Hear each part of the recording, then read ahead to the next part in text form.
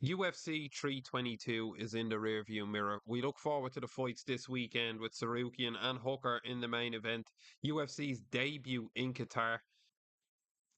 What's up, guys? This is Robbie with Robbie Talks MMA, and I'm going to go through what happened this past weekend. There's a lot to get through, and we're going to look forward to the fights this weekend. And a reminder, guys, we will be live this weekend for the fights, just like we've been live for the last 6 weeks straight. And before we get further into the video, appreciate everybody supporting the content lately. On TikTok, we hit close to 500,000 views on our video this week. So anybody who sent in donations, liked the video, shared the video, all that good stuff. It is appreciated. So, guys, UFC 322, it's in the rearview mirror. Myself and the producer, we watched the fights start to finish live on the TikTok and on the YouTube channel. So basically, the takeaway from the fights was it was a fantastic main card. The prelims were good as well. Just that co-main event and the main event absolutely sucked the energy out of the fight card. So the takeaway was it was a night of knockouts, knockout after knockout. And then when we got to that co-main event, it was a tough pill to swallow. Valentina Shevchenko, she looked the weight division above Weili Zhang. She took away the aura.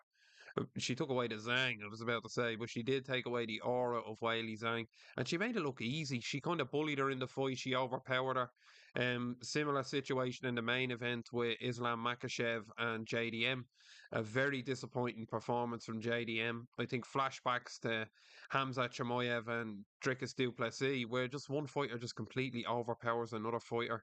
It was boring to watch. It was boring to watch, and I know it's my job as somebody who kind of looks back at the fights and talks about them to appreciate the magic in what Islam Makhachev was doing to JDM, but it was hard to appreciate the magic.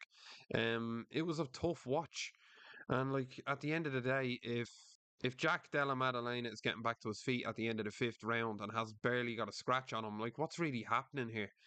But look, the Dagestanis, they have the control, and props to Islam Makhachev.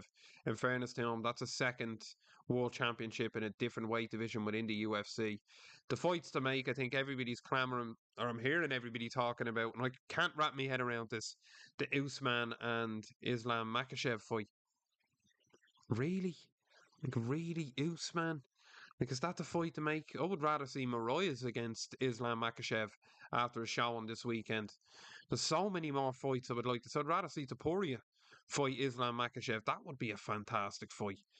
If anybody's going to test him, it's most likely going to be Ilya Topuria. So that's another fight the UFC could just throw together quick now while we have Islam Makhachev. Because who knows when this Dagestani is going to sail off into the sunset. So, guys, the final takeaway from UFC 322, Islam Makhachev defeated JDM. Impressive, yes. Entertaining, absolutely not. I think the most entertainment was going down on the Robbie Talks MMA live broadcast on TikTok and YouTube, where we got nearly 500,000 views. So we're looking forward to the fights this weekend. Qatar, the UFC's debut in Qatar. And guys, the fights this weekend, this is a reminder, are on early. I think the prelims are kicking off at like 6 p.m. or something like that.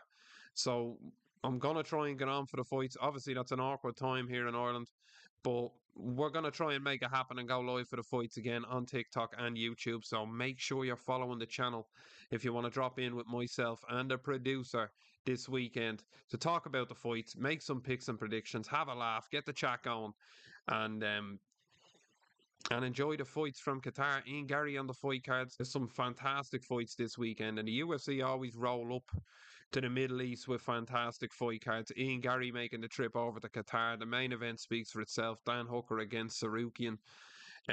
Press for the winner early doors before the producer makes me make a pick or prediction. I'm probably going to side with Arman Sarukian in that fight. Dan Hooker, absolute warrior. Nothing but savage in that man, but we have to be real as well. Um, I think the all around skill set of Arman Sarukian is going to be enough to overwhelm Dan Hooker. Hopefully, it's not a boring fight because Hooker ain't in many boring fights, but it's going to be an interesting one. And guys, just before we leave UFC 322, let's talk a little bit about that Dylan Danis altercation. What the hell happened there? And guys, you can see the picture behind me. John Pork, Dylan Danis. All the hype around this Dagestani John Pork is absolutely hilarious. The fact that I heard he was the first one to throw a punch or he attacked Danis was very interesting. The Dylan Danis brawl cage side had just as much hype and talk around it as the actual fight card itself. So there was some interesting images that appeared later on social media. We seen Dylan Dennis had kind of made his way down into like where the fighters stand beside the cage and watch the fights. Now, what the hell Dylan Dennis was doing down there, I don't know. Um, and long story short, basically what happened was I think it was John Park threw the force punch at Danis. As soon as Dylan Danis got near that crew of Dagestanis, there was going to be blood drawn. And in fairness, it looked like Dylan Danis got absolutely smashed up. When he was being led out by the security at the end, he looked concussed, beaten, battered. He got jumped by like 7 or 8 dudes. It was madness, and you can actually see on the live broadcast the commentators turning around and talking about the brawl mid pay per view. So absolute madness. And Dylan Dennis once again has everybody talking about Dylan Dennis, but this time I don't even think there's much Dennis could do about it. Like that could have happened on the street, that could have happened cage side, that could have happened backstage. As soon as them dudes see Dennis, that was happening. As simple as that. Too much history, too much bad blood. But Dylan Dennis was actually, I think he put a joke up on Instagram. It was something like Hash Bullet said he was gonna stab me, but or getting stabbed in the calf sounds like it would really hurt. Something to that effect. It was funny. And look, everybody's talking about Dylan Dennis when we should be talking about the fights and the fighters, but we ended up talking about Dylan Dennis. Every time this guy gets a spotlight, he ends up nearly getting arrested and getting beaten up. So, what the future holds for Dylan Dennis, who the hell knows? Who the hell cares? Simple as that. Who the hell cares? Right, guys. So, reminder fights this weekend from Qatar, UFC. Myself and the producer will be watching the fights live on the channel. Cannot wait for it. Hope to see everybody there, guys. It's going to be absolutely lit. I'll talk to you then.